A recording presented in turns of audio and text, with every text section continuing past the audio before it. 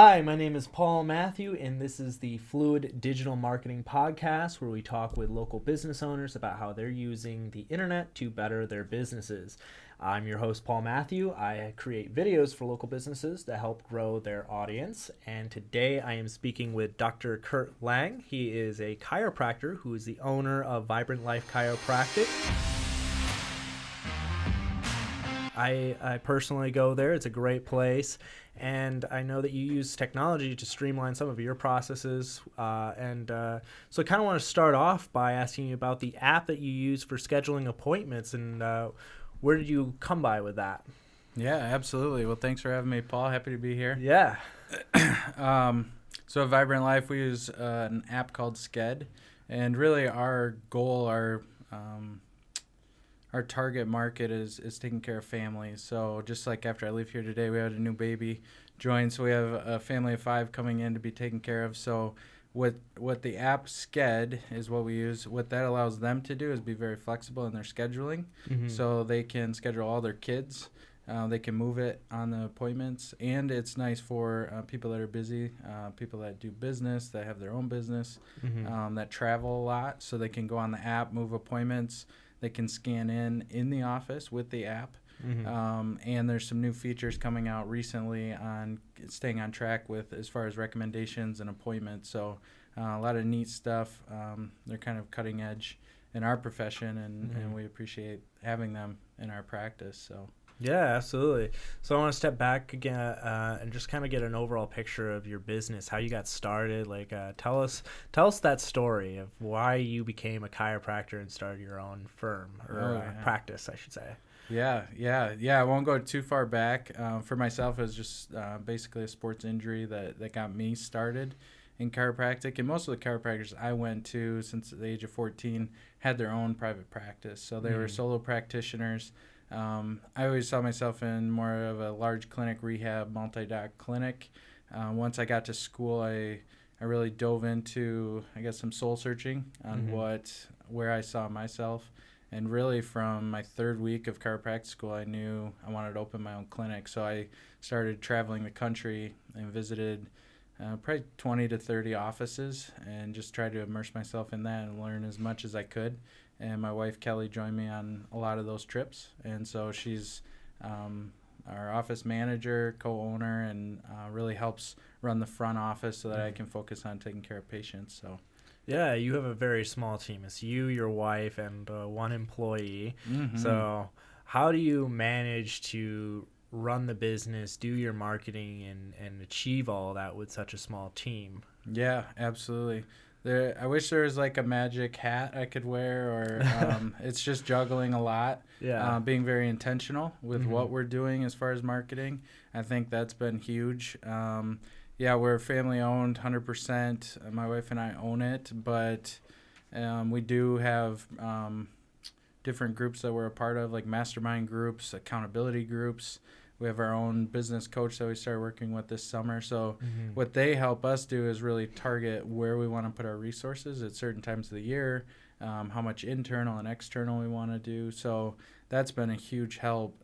So we do have a lot of extension from our team, if that makes sense. So we have a billing company that we outsource. I have radiologists that I outsource. So I have probably a team of maybe 10, but in the actual office day to day we have the 3 of us. So that can be a challenge as far as making sure everything's caught up and delivered on time. But it's just putting in the hours and the work. So we've been at it for over 2.5 years now. So we're excited to be coming up on year 3. And is there anything you automate to help streamline that process? I know the app helps with scheduling appointments, so you don't have to constantly take phone calls with people. Are there any other methods you use to save time so your team can focus on more important things? Oh, yeah, absolutely. Yeah, a lot of times we'll build out calendars for our patients. We'll schedule out a lot of our posts. So unless we're at an event and we want to do something live or something like that, we'll often schedule those out so that they're on there. Do you use Hootsuite, Buffer, or what do you use to schedule? Just referring to social media. For Instagram we don't, but Facebook we do. We're not using any other apps to help with that. I just recently found that Facebook, which owns Instagram, they have a creator studio, and that allows you to schedule Instagram posts natively without going to a third-party app, because every app I've found is like, we need a business Instagram, and if you don't have that, you can't like schedule posts. And then so I kind of gave up for it on a while until I found out, you can have a personal account and schedule posts, and it's natively from an app that's created by Instagram, essentially. Okay. So that's something to look into, the creator studio. Yeah, I remember looking into like third-party apps, but I didn't know that they had that one out. Yeah, so I only recently discovered it, and it's fully integrated, so you can tag people, you can do all, because I found a lot of functionality missing in some of those third-party apps where like you could post a photo and then write a description, but you couldn't put the location, you couldn't tag people and stuff. This one it's almost like posting it right in the app, just you schedule it, and you can post it from a computer, so that's super nice. So I've started implementing that into my scheduling practice. Okay. Yeah, there's really not a whole lot else as far as automating stuff. I mean, we use a Google Calendar. We have our smartphones that we do a lot of our email from. So I guess the nice part about being a small business is that we don't have a large team. And there's things that come with that too. So, but the nice part is most of our procedures and systems in the office are very streamlined, so that we can plug in, and we try to make sure the machine's ready before every shift. So 95% of our work is actually hands-on in the office working with people, but we always want to be marketing and doing that as well. So is most of your business referral based, or do you have what are your kind of sources for new clients? Yeah, absolutely. I would say, I mean, in the very beginning, especially for like the new businesses out there, I mean, we were on the streets. We were out at community expos. We were doing lunch and learn talks, a lot of like dinners and promotional things. It's all very good stuff that we still do. We're not going to stop doing those. But like I said, just being more intentional on which ones we do. I would say most of our clients now are referrals. So I feel confident saying that. The second half of the year, we were able to grow every single month, and almost everybody was referred in, or at least mentioned in. They don't always give us an exact name of who referred them in, but often they'll say, oh, well, I drive by and I saw it on Facebook, and then somebody sent me a link of something about ear infections or whatever it might be, and then they check out our website. So they don't always give us that direct referral name, but we know somehow they were connected to somebody in the office, or somebody we know outside of the office. So I would say mostly word of mouth, but definitely I heard years ago, this is probably an old statistic, but when I first started chiropractic school, that a 42-year-old female is like the ideal client, because they get the message, they receive it the best. So that health and wellness, taking care of the whole family principle is most well received by that population. And so for us, I mean, social media is huge, because a lot of the moms groups and things are on there. So they can quickly share that information with each other and get it to their friends. So, and then hopefully we can get dad and the kids and everybody else taken care of. You gotta have like your portal. Mother's kind of like the portal that will get the whole family in. So you gotta have that person to enter the family and get everyone, and then they refer the outer family. So it's kind of a ripple effect, right? Yeah, but this year we'll be at the Home and Garden Show, the Women's Expo, Northeast Business Association at Northview High School. We'll be at a few events, just not as many as in the past, but definitely like engaging and being the community chiropractor and going into workplaces. I go to schools. We did a art time, I don't know if you saw the paint, the colorings that we had up on the walls, but the first graders drew activities they could do when they're healthy. And then we had like an event for them and their parents. We had food and drinks, and they got to show off the art that they made. And so that was really cool. And we had an art prize, an actual artist come in, and he got to share his work. So that was a lot of fun, and that's the kind of stuff that we're hoping to continue that momentum this year, connecting with the schools, with other businesses near us, and help each other to grow and thrive, and in a community that already is, but really build that momentum. So I want to circle back a little bit to you. You said you were being more intentional about where you go for events and stuff. What would be some advice that you would have given yourself when you were just starting out picking those places to be? Yeah, I would say, first of all, I would start with really understand what your culture is, or where you want to be in, say, 5 years, 10 years. Don't just think short term of numbers. Think of what are you trying to create and build. What's your identity as a business? That would be one. And I would say not playing a comparison game, especially with maybe your competition or friends of yours that are in the same field. Even if they're not in your area, do the things you know will work and produce, but don't think just because you're not there that don't go because you feel like you have to belong. Do it because you're ready to serve and give back, and then there will be fruit from it, but the things that you're looking to do, because at the end of the day, you're looking to grow your business, but also find joy in what you do. And if that adventure becomes boring and you get bored, that business is only going to go so far before you want to sell it or retire. And most business owners want to create a legacy, something that either they can sell and retire off of, or that their family can take over. So I would say put yourself in your future shoes and not just the here and now. Yeah, you want to love your business, because if you don't love your business, you might as well get a job. Exactly. The business is going to be way harder, way more stress. And so you've got to just want to do it at the end of the day. And if you're starting to lose that, you want to start to reevaluate why, and maybe running a business isn't for you, and just being honest with yourself that, is this the right move for you? Have you ever gone through a moment where you doubted that?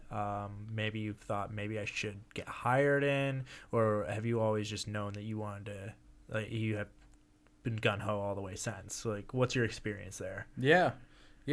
I mean, starting a business from nothing, from 0 patients, and growing it to hundreds, there was days that were hard. Absolutely. There's days that you do watch the clock, but I can say the large majority, probably 90% of the days that I go into the office, I don't even look at the time. I've had jobs. And I know what watching the clock feels like, what that looks like. Come on, be 5 o'clock. Or is it 5 o'clock yet?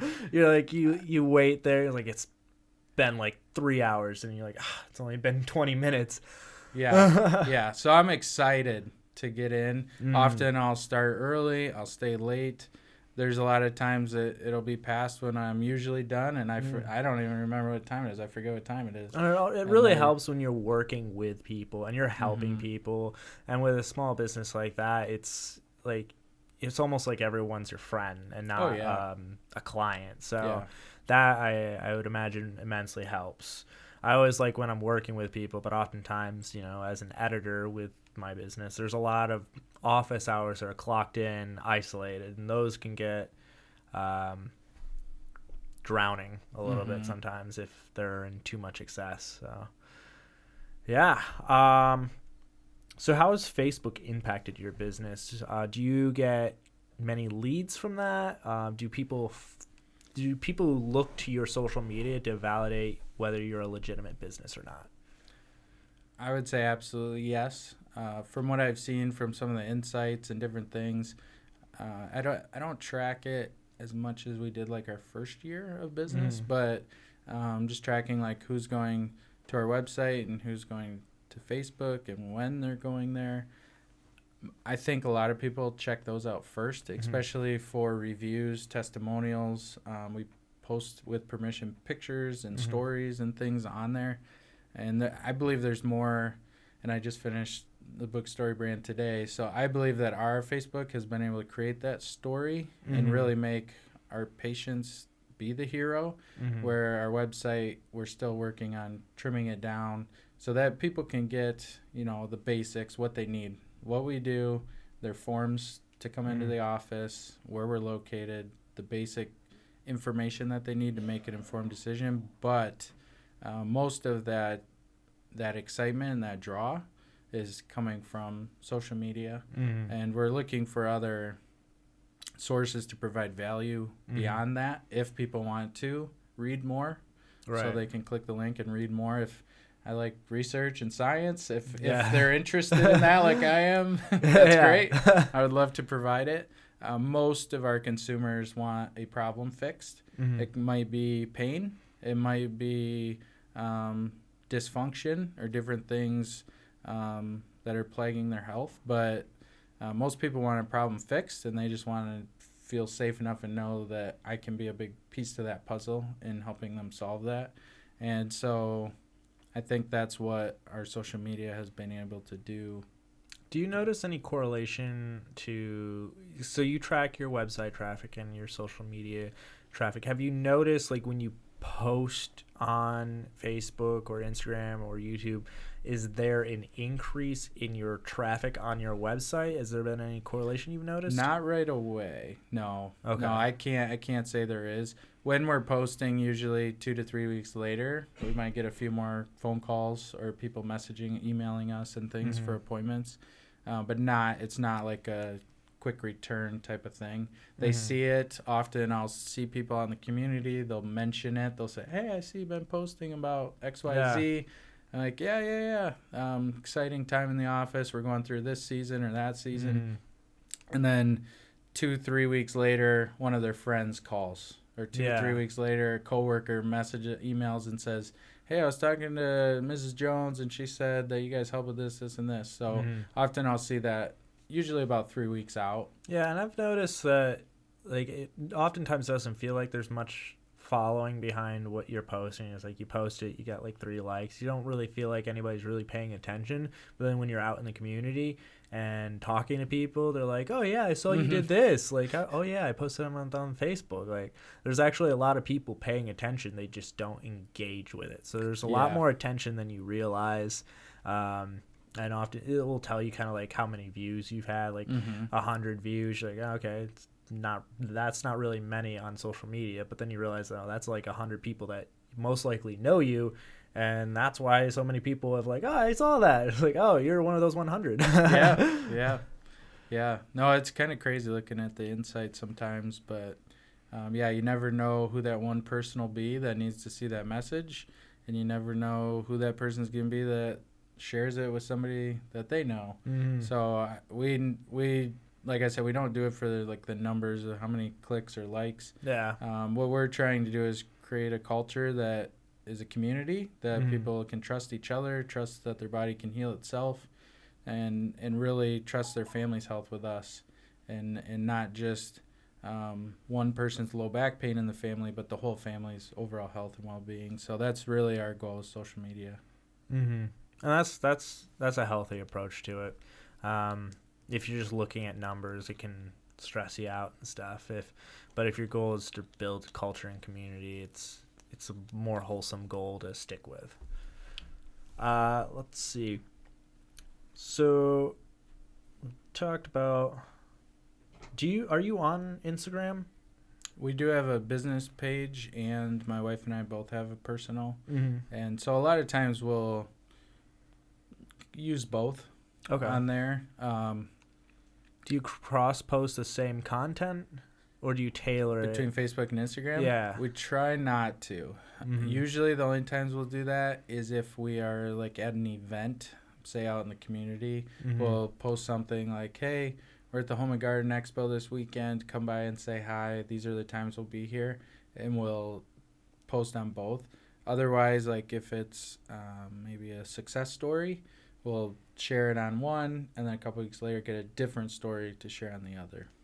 Okay. And what are your top tips for small businesses to improve their online engagement? Oh, man. Definitely not a professional with that. I would say providing value, absolutely. Giving people something to take away. We all learn a little bit differently, but at the same time, we all learn the same 3 styles, just in different amounts. I would say providing value, maybe videos, educational videos, PDFs. Often I'll hear of family and friends comment. They'll say, hey, I follow your colleagues, blah, blah, blah, and they're a chiropractor out in Iowa. And they'll say, I learned something about kids and, primitive reflexes. And I'm like, oh, wow. But then I'll go watch that video and I notice how much value they provide. Yeah. So even though that person may not even have kids, they just found it interesting. And they don't even live in Iowa, but they're connected through that vehicle. So I would say value would be huge. Definitely a clear message would be good. And then I think playing the long game. I'm all about the consistency over time, and there are ways to get a quick turnaround on social media, but I would say playing the long-term game. I've worked for other offices that have done that exceptionally well, and I've seen how that's helped their businesses grow over time, and it's truly amazing to see a small family-owned business be able to do that. You would think only like a large corporation could do that, but I think when you get enough people behind what you're doing, it just organically grows, and it's just that consistency that people, they cling on to that. So was there a kind of a breakthrough point or like a certain level that you got to where then it's like, okay, now it's easier? Because it's when you're first starting out, it's a grind and it's hard, and every little bit counts. But then once you've kind of hit a certain point, the referrals start coming in, it becomes easier, and then it's kind of growing. What was that breakthrough point for you? Yeah, kind of like a tipping point. Yeah. I would say it was probably early last year. I would say we were about just coming up on 2 years. We were like right at 2 years of business, and that's when we started doing less external marketing, but our business started growing every month consistently. So it was kind of like something I didn't expect, but I also was told by other small business owners, especially other chiropractors, dentists, DOs, that look at usually about 5 years to build your patient base, but at about 2.5 years, look for that kind of, like you said, that tipping point or that flip. So I would say it was probably right around year 2 for us. Okay, so it took 2 years to get there? Yeah. Gotcha. Yeah, it definitely was not right away. We've always gotten referrals. I mean, we were getting referrals before we were even open, so I'd have to send them to other offices. But I would say for us, it was right at about 2 years. That's when the majority of the people we take care of are referring almost as soon as they come into the office. So we have, they just start care and they're already referring people in, where before we had to really gain trust over time. So a lot of our referrals, our first 2 years, people were under care for 6 months, a year and a half. Then we would start to see the referrals. Now I think getting results. We're busier and the results have happened and people have shared their stories. Yeah. So now when people come in, they notice, oh, wow, this is changing. I don't get as many headaches. I've only been there a couple times, but right away we have that trust established. So they're referring their friends and family. So the key is kind of reputation then. Like you've got to just consistently work, and then once your patients, your customers start to see the results, then they refer, and that's when you start to tip. Yeah. Okay. Yeah, for us, I say let your hands do the talking. Like for chiropractic, it's results driven. So you have to get the results, and you have to provide a quality service that gets people better, and that's part of them being excited to refer. There's other pieces to that, I believe. But a big piece is the results. What are some other pieces to that puzzle? Yeah. I've had other people talk to me about it. We had one of the dads, he came in from a holiday dinner. He came as a guest just for fun. But he always said, my wife's so excited when she comes and gets adjusted. And he came to the dinner and he was like, wow, everybody there was excited. And then he told, this is, several months, 6 months after he started care, he said, then I came into the office and I was like, yeah, I'll just come check it out. He's like, but then I was getting excited to get adjusted. And I think it was just always dripping and sharing, like stories or new research or things that I was able to learn at a seminar that he was like, well, I want to know more about that, or I want to do that. So it was communication, I guess. And so kind of educating them on what the newest developments are and stuff. Yeah, I would say education from start to finish. We focus on that as a team. That's really like our goal every day, is to educate and always try to provide one new thing to each practice member. We'd say practice member, patient, each one that comes in that day, so that they have something new to think about, to process through.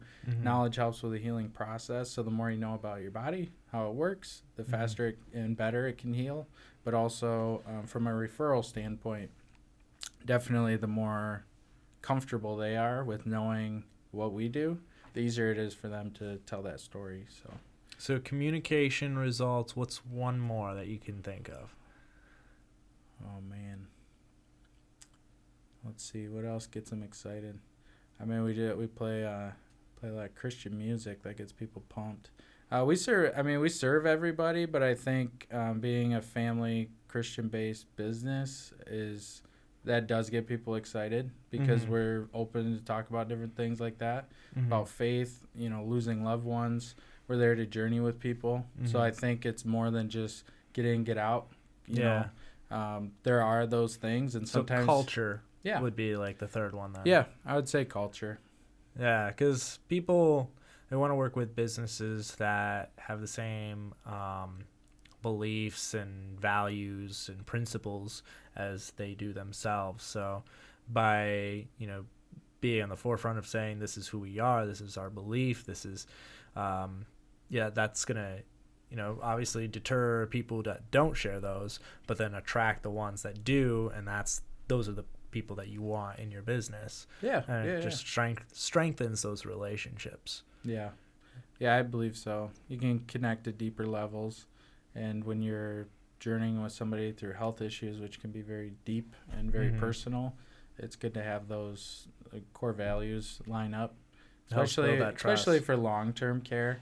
For a couple of weeks, if they're coming in for something and we're taking care of them to get them out of some pain or symptoms, that's one thing. But to build that long-term care, it does help. And you do have like a unique selling value, which is that you're not about fixing, you're about preventative care, which a lot of I assume, I could be wrong, but a lot of chiropractors are more in, here's the problem, here's how we're going to help you, and you're more, hey, come in before you have these problems. Like get a regular schedule of adjustments to keep you in function.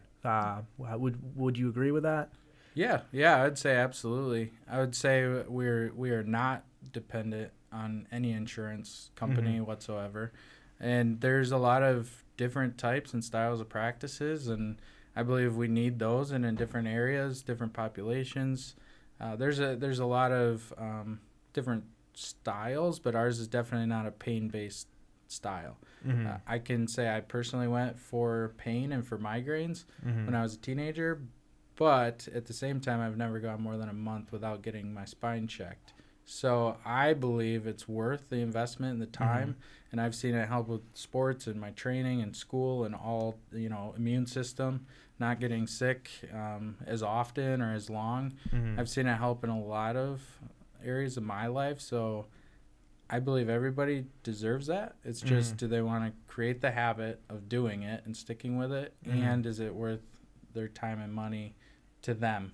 For some people, they would rather live with the pain. They would rather, wait until they're suffering.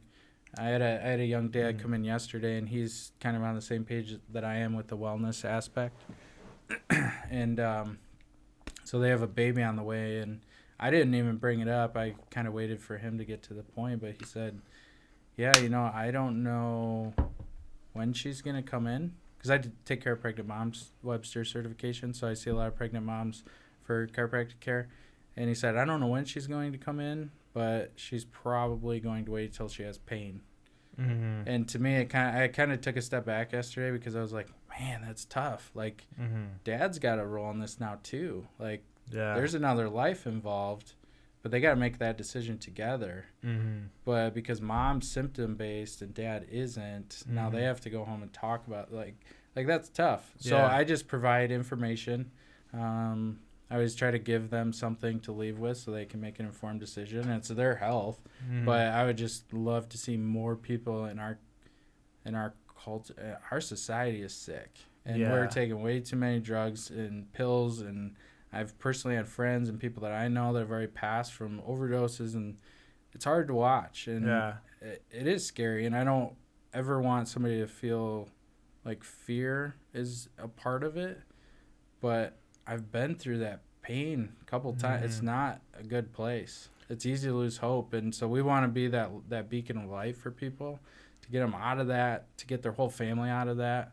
So, we're such a society we're a reactive society, not a preventive. Like, our whole healthcare system is based on reactive instead of proactive medical care. Yeah, and don't get me, we need medicine, and it is. But we should be investing in our health before we have to go to medicine just to get by. Yeah, most things are preventable. The last statistic I saw was about 70% of our health concerns are preventable by lifestyle choices. Yeah. And every day we all get to make those choices on, are we moving towards health or are we moving towards sickness? And some of them are even like very obvious, like certain things you do, is bad for you. Like if you're eating a lot of sugar, or eating out a lot, you know in the back of your mind, like, this is unhealthy. But yet we justify it to ourselves that it's okay, because we're always thinking about the present moment rather than what's the long term. I deserve this, or I worked hard for it. I earned it. We hit a goal last night at the office, and we got ice cream for it. So we like I said, being intentional, rewarding yourself, but doing it, just being careful with not overdoing it. Yeah. And know that you'll be okay. We're overfed and undernourished for sure. It's definitely, it's quite something, the way we operate as people. And I think the hardest thing is just discipline. Once you understand how to discipline yourself, because when we're kids, we are forced into discipline, but when we have to be accountable for our own discipline, that's a lot harder, because you can, in my experience, if I set a reward system and then if I do this, I'll eat that ice cream and I'll have like one cup. Well, maybe I accomplish that goal and I have ice cream, but I want 2 cups. Well, I'll just keep going, and having that discipline to say, no, this is all I get, or no, I have to complete this goal before I reward myself. That I found that to be a challenge in itself. Any advice for maybe someone else, like for people that are going through that accountability to themselves? What would you say to them? As far as like healthy habits, like in discipline, like making sure that you don't betray yourself. Yeah. I would. If you truly believe your body is a temple and that you were put on this earth for a purpose, to me it doesn't make sense not to neglect your own health or yourself and cheat yourself on that. Like. You have most people have so many resources available at their disposal, right in front of them. I would say being consistent with things. I know one for myself lately. This past year, went through a ton of, I don't know how many, probably over a dozen audiobooks, and learning about how does the military do it, how does business owners do it, how does maybe somebody that's busy with a family, just reading their stories and tips. I think the big things, I just finished Atomic Habits, recommend that one. That's a good book. I need to read that one. That's on my list.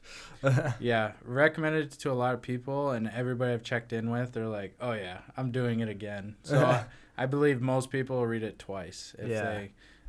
So it's kind of off of The Power of Habit, which came out 10 years ago, but there's 4 pieces in that they talk about, and there's different tips and tricks on how to do habit stacking. And you fall off the wagon, maybe you miss a workout, don't miss 2. There's different rules like that you can follow. I believe the biggest thing is do some soul searching, find your purpose, find your why. Before you set any goals or New Year's resolutions. What is it, January 7th? In 7 days, most people will stop their New Year's resolutions. Yeah. So unfortunately, that discipline's not there for most of us. So with habits, starting small, and really that's the idea behind Atomic Habits is it's not like a linear growth. It's a compound effect. And so when you start a habit, maybe it's working out, all of a sudden now you're surrounding yourself with other people that work out, and you're reading about working out, and you're seeing your body transform over time. And now you want to change up your nutrition so you get the most out of your workouts. Before you know it, you turn into a workout machine, and you become somebody you didn't even know. And it's not even really about the workout. Yeah. But it's that discipline and that habit that you're creating, and then you start to look forward to it. You got to start small, and then eventually, once you see the results, that usually gives you the motivation to add to the next step. Yeah.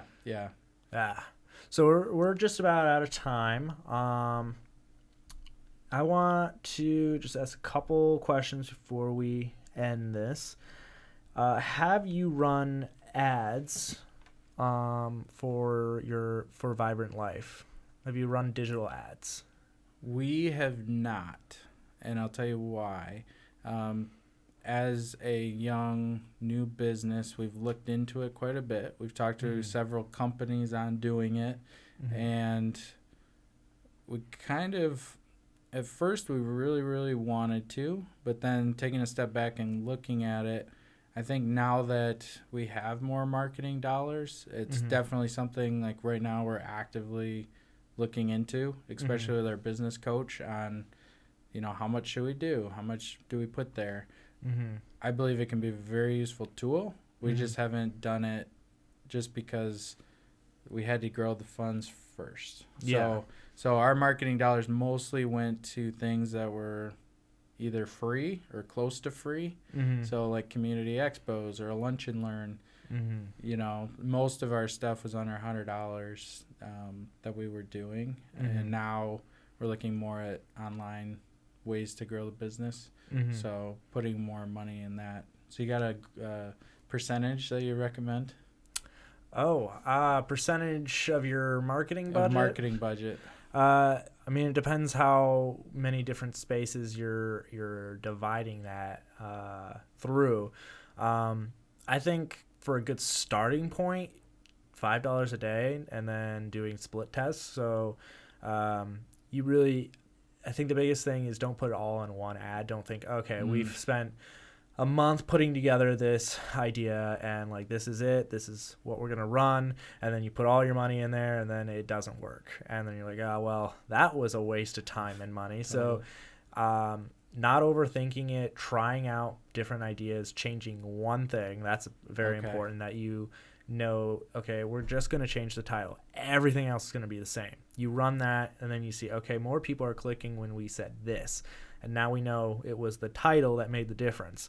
All right, let's change something else, maybe a different picture. And then you run that. Okay, this new picture is getting more of a click-through rate than the other one. Okay, so now we have a better title, we have a better picture. What's something else we can change or test, or maybe a new picture, and just you keep doing that until you've got a ratio that you're okay with, a profitable ratio. Because at first you'll probably be running ads and you'll be spending more than you're getting. But as you start to optimize that ad, and once you've calculated this is how much we can spend per lead, so now you have a target goal, and you're not being successful until that ratio is more profitable. Like, you're getting more value from your leads than you are from your ad spend.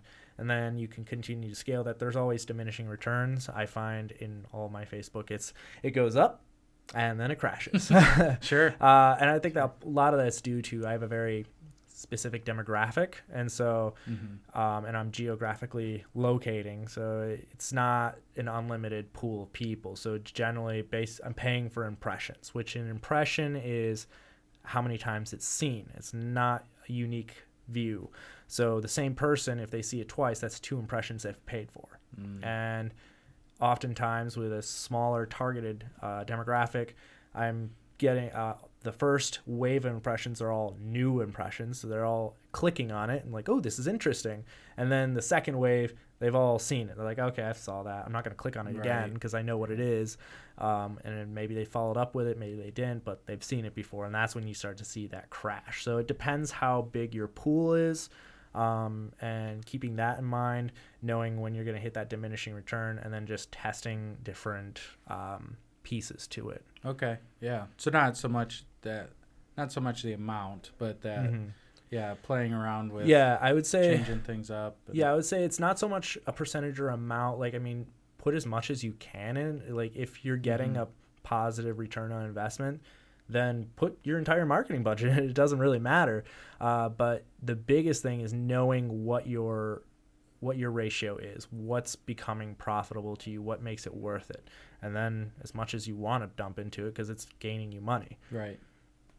Okay. Yeah. Good advice. Thank you. Appreciate it. Yeah, absolutely.